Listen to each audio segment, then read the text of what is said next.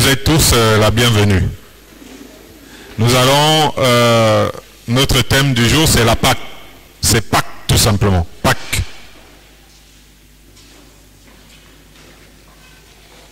Donc notre thème c'est Pâques. Lisons Exode 12, versets 11 à 14.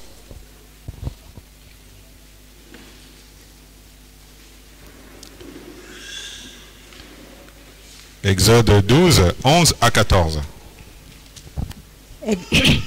Exode 12, versets 11 à 14, il est écrit: Quand vous le mangerez, vous aurez vos reins sains, vos souliers aux pieds et votre bâton à la main, et vous le mangerez à la hâte.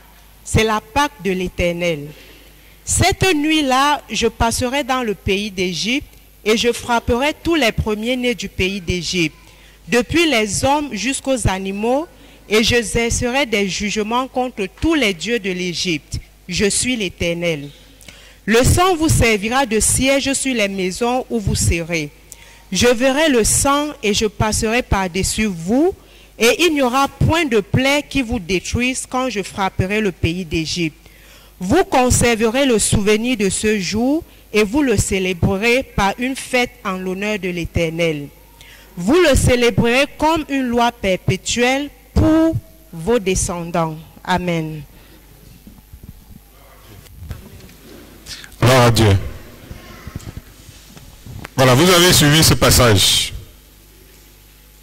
C'est important de pouvoir déjà d'entame distinguer Pâques au pluriel, cette fête religieuse orthodoxe annuelle et mobile que nous connaissions,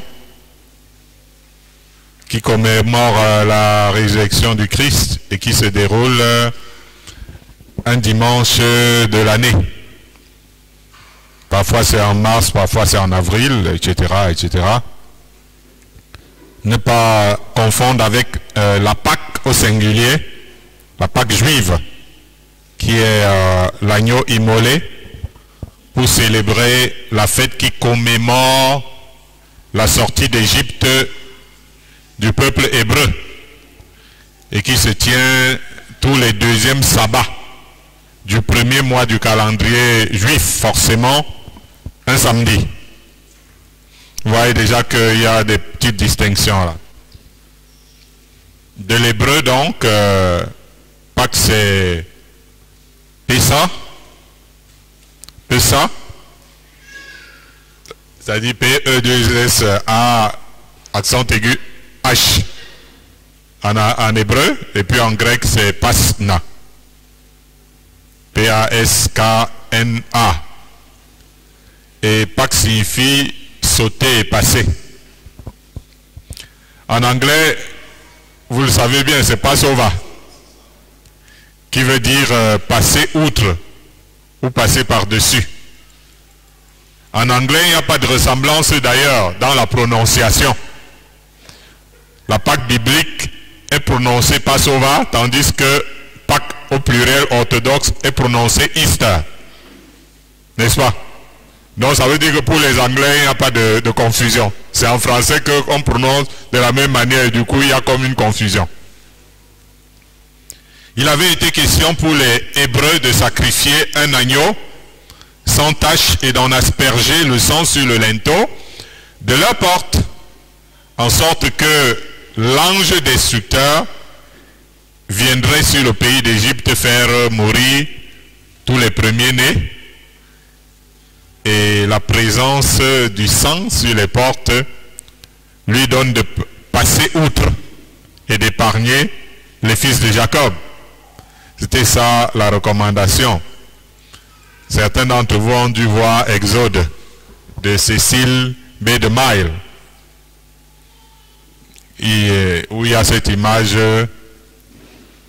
où les Hébreux sacrifient l'agneau et puis ils aspergent du sang de l'agneau les linteaux de leur porte, de manière à ce que lorsque l'ange destructeur de la mort descend en Égypte, et ils ne sont pas touchés. Par la suite, les Hébreux conserveraient le souvenir de ce jour et le célébreraient par une fête en l'honneur de l'Éternel de génération en génération. Jusqu'à aujourd'hui. Hein? Nous voyons dans l'évangile de Luc, en son commencement, que les parents de Jésus allaient chaque année à Jérusalem à la fête de Pâques. C'est d'ailleurs à l'une de ces Pâques à 12 ans, il y a eu une petite confusion, l'enfant est resté à Jérusalem. La réponse qui serait donnée de génération en génération à ceux qui découvriraient la Pâque était celle-ci, comme mentionné dans le livre d'Exode. Je cite tout simplement: c'est le sacrifice de Pâques en l'honneur de l'Éternel qui a passé par-dessus les maisons des enfants d'Israël en Égypte lorsqu'il frappa l'Égypte et qu'il sauva nos maisons. Il n'y a pas de meilleure signification de la Pâque. Dans le livre d'Hébreux, le Nouveau Testament, il est dit de Moïse, lorsqu'on parle des héros de la foi, Hébreux chapitre 11, c'est par la foi qu'il fit la Pâque et l'aspersion du sang, afin que l'exterminateur ne touchât pas au premier-né des Israélites. Gloire à Dieu. Alors nous allons continuer à voir les origines de la Pâque ici. Exode 12 toujours, le même chapitre, un peu plus loin. Verset 43 et puis verset 47 à 48.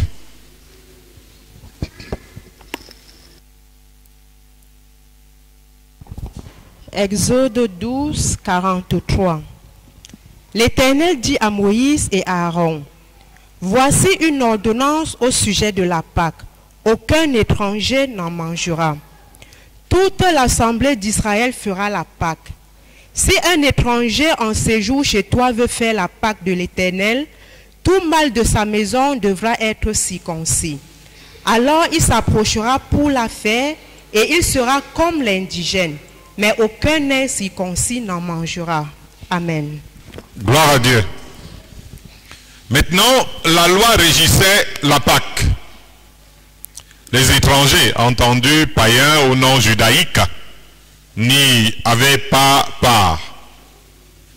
Il fallait d'abord se convertir par la circoncision, qui était un symbole de consécration et de renaissance, pour accéder à la Pâque.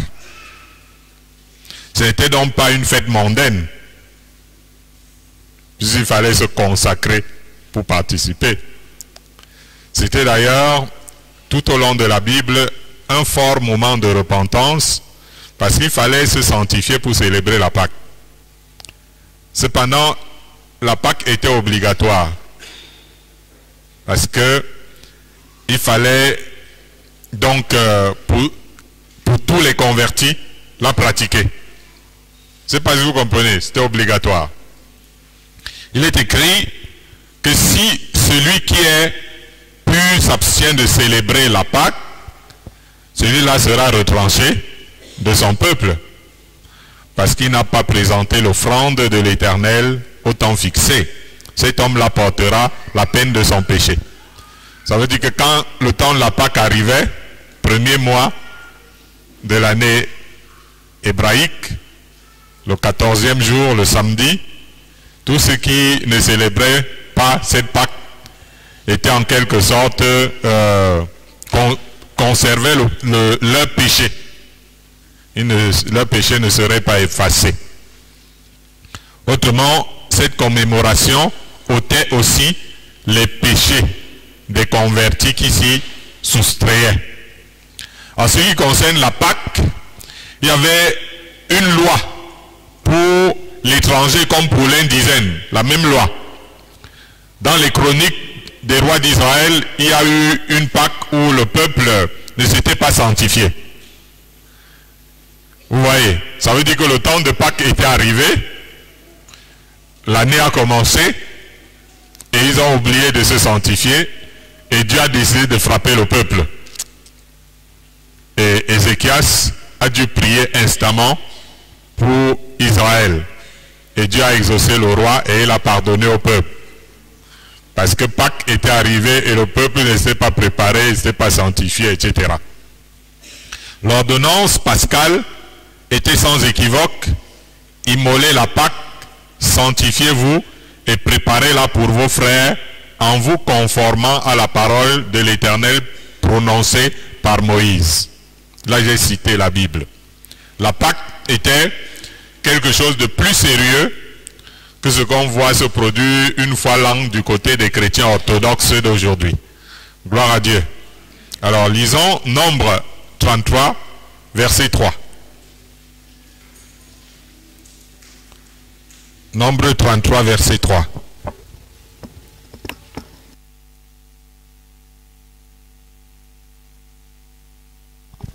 Nombre 33, verset 3, il est écrit: Il partit de Ramsès le premier mois, le 15e jour du premier mois, le lendemain de la Pâque, les enfants d'Israël sortirent la main levée à la vue de tous les Égyptiens.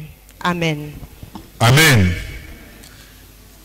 Ce qui précéda la Pâque en Égypte, ça veut dire que le lendemain de ce fameux sabbat, qui était forcément dans le langage moderne un dimanche, ce fut la sortie des enfants d'Israël du pays d'Égypte. Est-ce que vous comprenez ce que je suis en train de dire? Ça veut dire que la Pâque s'est célébrée le 14e jour du premier mois juif, et le lendemain, qui était le premier jour de la semaine, ça veut dire un dimanche, les Juifs sont sortis de l'Égypte. C'est important de savoir ça. Donc le lendemain de Pâques fut un jour de délivrance, de libération, de sortie de la captivité. Le peuple, après avoir fêté la Pâque, sortit triomphalement au regard des Égyptiens. Il est aussi écrit dans Esdras: les enfants d'Israël revenus de la captivité mangeaient la Pâque. Quand ils revinrent de Babylone, avec tous ceux qui s'étaient éloignés de l'impureté des nations du pays et qui se joignirent à eux pour chercher l'Éternel, le Dieu d'Israël. C'est important de noter que Dieu fit correspondre la sortie des Juifs de la captivité de Babylone à une période pascale. C'est curieux. Ça veut dire que les Juifs, les Hébreux sont sortis de l'Égypte et Dieu a institué dans cette période la Pâque. Et les Hébreux, les Juifs sont sortis de Babylone, de la captivité de Babylone, dans la même période, c'est-à-dire la période de l'année qui est la période pascale. Et ils sont venus fêter, c'est-à-dire sur leur terre. Est-ce que vous comprenez ce que je suis en train de dire? Regardez la similitude. Sortie de l'Égypte, institution de la Pâque, juste le lendemain de la Pâque. Sortie de Babylone, dans le même moment. Ça ne peut pas être le hasard. Ça fait quand même, après 400 années de captivité, après 70 années de captivité. Donc, ils furent attentifs et célébraient la Pâque le 14e jour de ce premier mois de l'année, comme prescrit dans la loi de Moïse, parce qu'ils étaient sortis le premier mois de leur année, en début d'année juive, et ils ont célébré la Pâque. Ils ont compris, ça semble être le même moment. Vous remarquerez dans la Bible que la résurrection de Christ n'a pas eu lieu le jour de Pâques. Jamais, jamais, jamais. C'est vrai ou c'est faux? Parce que pareil me regarde un genre. Est-ce que Jésus a ressuscité le jour de Pâques? Jamais, jamais, jamais. Mais elle eut lieu le lendemain de la Pâque juive. Jésus a été crucifié la veille de la Pâque juive et il est sorti du tombeau le lendemain de la Pâque. Il y a tout de même une similitude avec la sortie des Hébreux de l'Égypte le lendemain de la Pâque également. Est-ce que vous comprenez ça? Hein? Ça veut dire que les Juifs sortent de l'Égypte le lendemain de la Pâque. Jésus ressuscite un lendemain de la Pâque.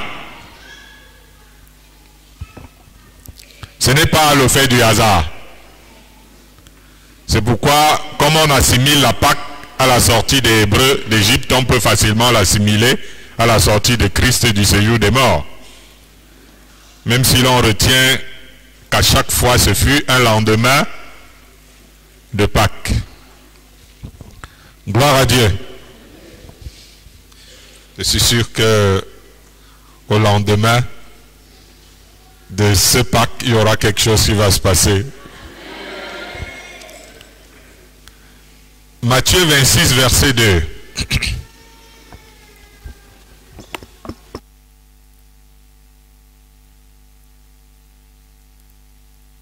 Matthieu 26, le verset 2.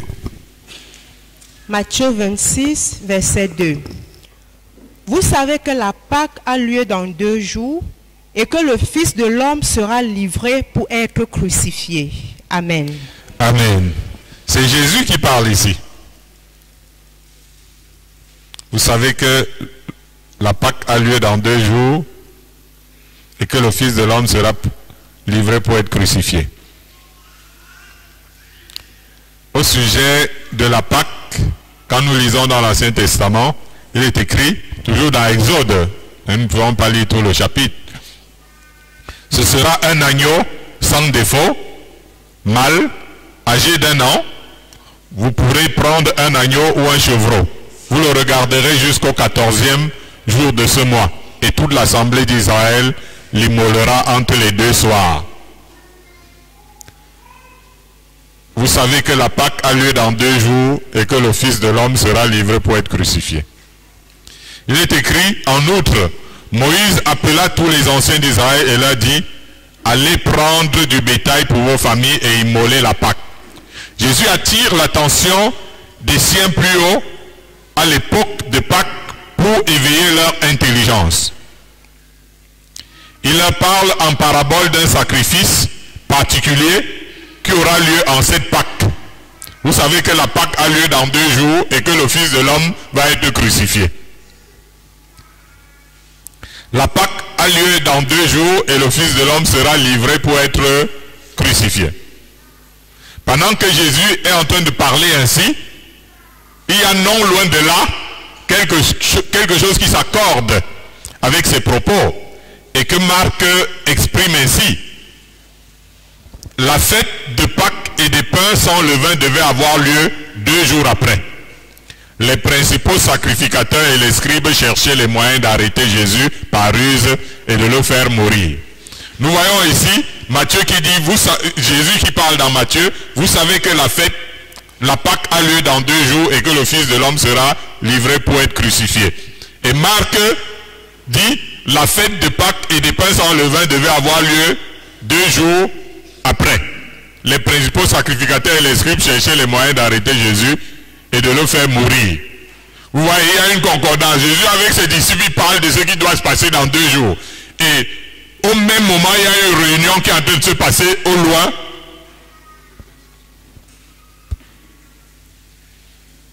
Pour le crucifier. Et ce qui est important, c'est de noter que Marc dit que ce ne soit pas pendant la fête de Pâques.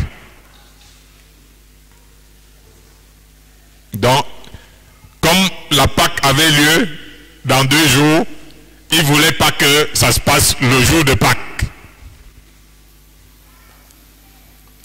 Vous voyez que pendant que Jésus parle à ses disciples, les principaux sacrificateurs sont aussi au même moment en train de préparer son exécution pour la même période autour de la fête pascale. Jean dit que la Pâque des Juifs était proche et Jésus monta à Jérusalem. Vous voyez, c'est écrit dans le livre de Jean. La Pâque des Juifs était proche et Jésus monta à Jérusalem. Plus loin, il est écrit, avant la fête de Pâques, Jésus, sachant que son heure était venue de passer de ce monde au Père, et ayant aimé les siens qui étaient dans le monde, mit le comble à son amour pour eux. Gloire à Dieu. En fait, la Pâque, les Juifs ont célébré, et même les disciples de Jésus célébraient la Pâque. Depuis toujours, c'est de génération en génération. Et cette fameuse Pâque prend une tournure assez incroyable, assez exceptionnelle. La manière que Jésus a de nous parler maintenant de la Pâque qui a de d'arriver change en quelque sorte la donne par rapport à la façon dont Pâque avait toujours été célébrée jusque-là. Le langage de Jésus était parlant pour quiconque aurait l'esprit éveillé sur la Pascale. Il leur dit, par exemple, j'ai désiré vivement manger cette Pâque avec vous avant de souffrir. Vous connaissez bien cette parole-là, n'est-ce pas? Tous ces propos confirmaient ce qu'avait révélé Jean-Baptiste du Christ à toute la nation d'Israël. Voici l'agneau de Dieu qui enlève le péché du monde. Et un autre jour, le voyant au loin, il a dit à ses disciples, voilà l'agneau de Dieu. Et au sujet de la Pâque, il avait été dit que lorsque vous préparerez la Pâque, vous allez immoler un agneau. Ce sera l'agneau pascal. Et quand Jésus commence son ministère, Jean-Baptiste, qui était son précurseur, dit, voilà l'agneau de Dieu. Depuis des générations et des générations, on nous a demandé de sacrifier un agneau. Voilà l'agneau de Dieu.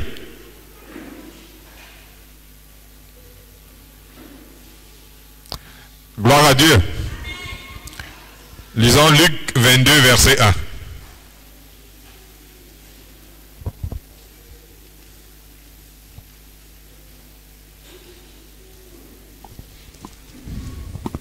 Luc 22, verset 1, il est écrit: la fête des pains sans levain, appelée la Pâque, approchait.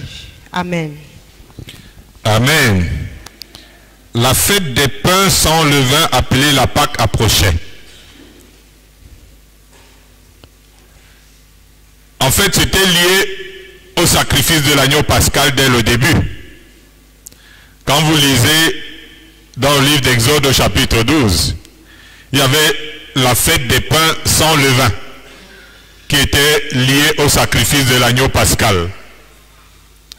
Ces deux rituels étaient liés à la fête pascale, le sacrifice de l'agneau et la fête des pains sans levain. Et il est écrit dans l'Ancien Testament, les enfants d'Israël qui se trouvaient là célébrèrent la Pâque en ce temps et la fête des pains sans levain pendant 7 jours. Vous comprenez ça? Ça veut dire qu'il y avait la semaine pascale. Et pendant la semaine pascale, on mangeait des pains sans levain. Le levain, c'est tout simplement, dans un langage moderne, il n'y avait pas de levure. Vous comprenez ça? Donc, pendant 7 jours, ils préparaient la fête des pains sans levain. Le fait que les pains soient sans levain avait un sens spirituellement profond, que nous devons impérativement saisir, bien entendu. Lisons Paul dans 1 Corinthiens 5, versets 7 à 8. 1 Corinthiens 5, versets 7 à 8.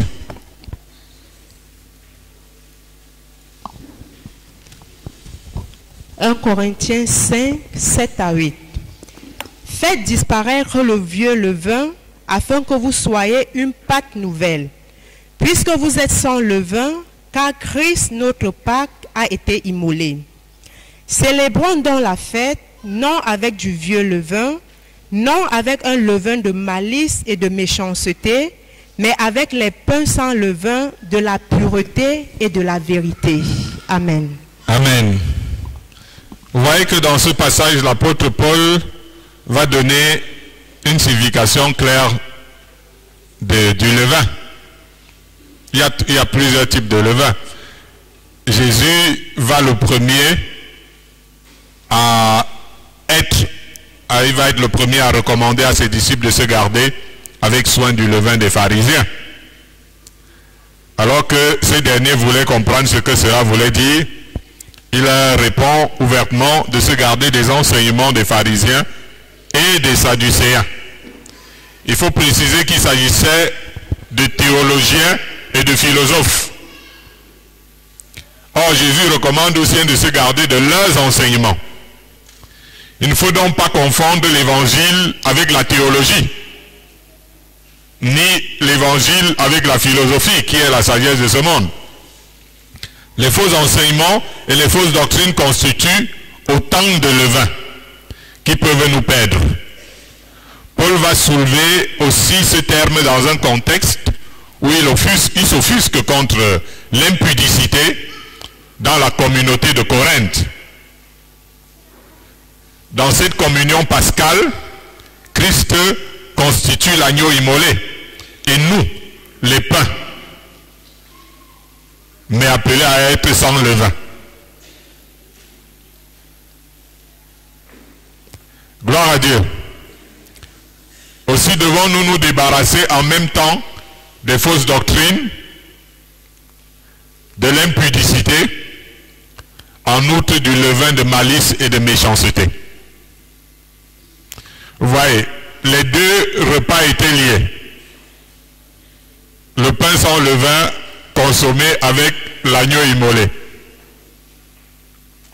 Et maintenant, dans le sens de Dieu, l'agneau immolé, c'est le Christ. Et qui entre en communion avec, en fait, une communion qui est établie et fêtée entre le pain sans levain et l'agneau. Et nous constituant les pains, mais qui doivent être sans levain. Est-ce que quelqu'un me comprend? Le pain sans levain est assimilé à la pureté et à la vérité.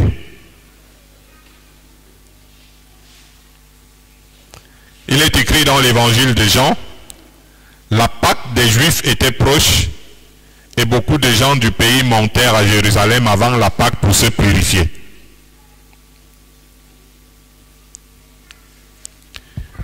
Il n'y aura pas de symbiose dans le sacrifice de l'agneau sans l'association des pains sans levain.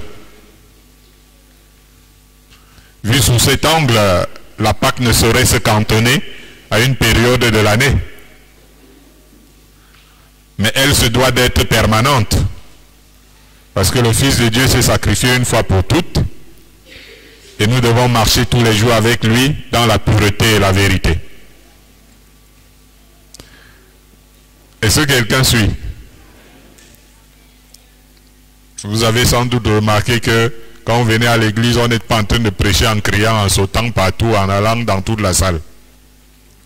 Parce que plusieurs personnes sont habituées comme ça. C'est-à-dire quand on prêche, le prédicateur, l'onction, se démontre par la puissance des baffles.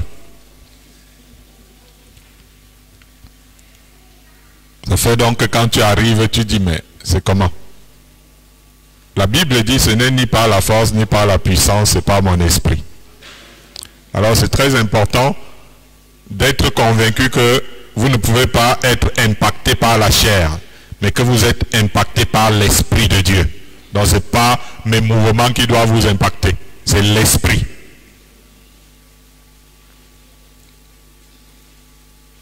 Et comme moi je travaille avec l'Esprit, je préfère ne mettre ni force, ni pouvoir, ni puissance. Afin que quand vous sortez d'ici, oh prédicateur, wow, crie les terres, machin, non. Vous êtes touché par l'Esprit et c'est ce qui reste. Parce que la chair ne sert de rien. C'est l'Esprit qui vivifie. Donc si tu as envie de voir des gens crier, tu pars quelque part. Tu vas aller voir les cris là-bas. Lisons 1 Corinthiens 11, verset 26 à 29 pour terminer.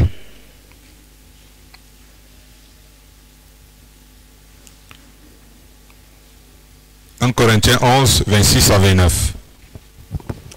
Il est écrit, « Car toutes les fois que vous mangerez ce pain et que vous buvez cette coupe, vous annoncez la mort du Seigneur jusqu'à ce qu'il vienne. C'est pourquoi celui qui mangera le pain ou boira la coupe du Seigneur indignement sera coupable envers le corps et le sang du Seigneur. Que chacun donc s'éprouve soi-même et qu'ainsi il mange du pain et boive de la coupe. Car celui qui mange et boit sans discerner le corps du Seigneur mange et boit un jugement contre lui-même. Amen. Amen. Jésus a réformé le rituel pascal. Parce que nous avons assisté dès l'entame au rituel pascal, comment ça avait été recommandé. Il fallait sacrifier un agneau et il fallait y associer des pains sans levain, etc., etc. Et quand Jésus arrive, il institue plutôt la Sainte Seine. Vous comprenez ce que je suis en train de dire? Jésus institue la Sainte Seine.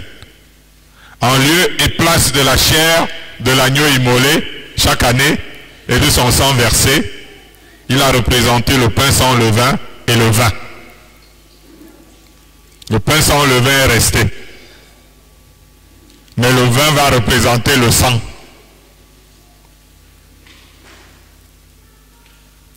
Alléluia. Le pain de scène étant la représentation de son corps livré pour nous et le vin de scène représentant son sang versé pour la rémission de nos péchés. Tout cela pour remplacer le souvenir de l'agneau pascal en Égypte, remplacé une fois pour toutes par le sacrifice et la mort du Seigneur Jésus sur le bois du calvaire pour nous. Si les Hébreux se purifiaient et se sanctifiaient pour la Pâque, combien plus les chrétiens devraient se purifier afin de ne pas manger indignement la Sainte Seine quand ils en ont l'occasion de la consommer. J'aimerais aussi préciser qu'il n'existe pas de Sainte Seine conforme à ce que Christ a établi sans l'association du pain, sans le vin et du vin.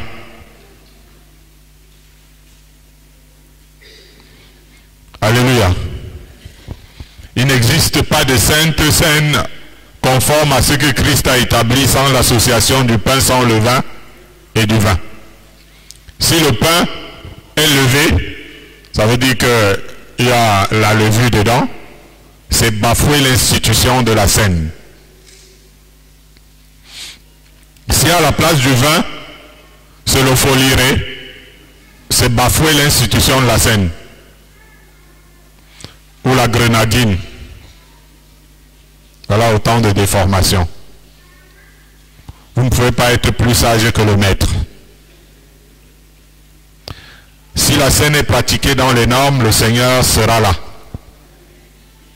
Il pourra accompagner la scène par un miracle. Si c'est indignement que nous prenons la scène, cela pourrait nous porter préjudice spirituellement. Parce que quand on dit aux gens de purifier leur cœur, ils disent que zéro.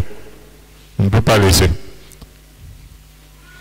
Nous bénissons le Seigneur qui a poursuivi notre papa avec sa fille qu'il a appelée. Peut-être qu'il aurait pris la scène autrement. Quand Dieu veut te purifier, il va te poursuivre avec. Il lave ton cœur. Nous terminons nos propos avec ce passage de l'Évangile. Jésus prit du pain et après avoir rendu grâce, il le rompit et le donna aux disciples en disant « Prenez, mangez, ceci est mon corps. » Il prit ensuite une coupe et après avoir rendu grâce, il la leur donna en disant « Buvez-en tous, car ceci est mon sang, le sang de l'alliance qui est répandu pour plusieurs pour la rémission des péchés. » Gloire à Dieu. J'aimerais que tu gardes un petit moment de silence, que tu réfléchisses à ce que tu as entendu cet après-midi.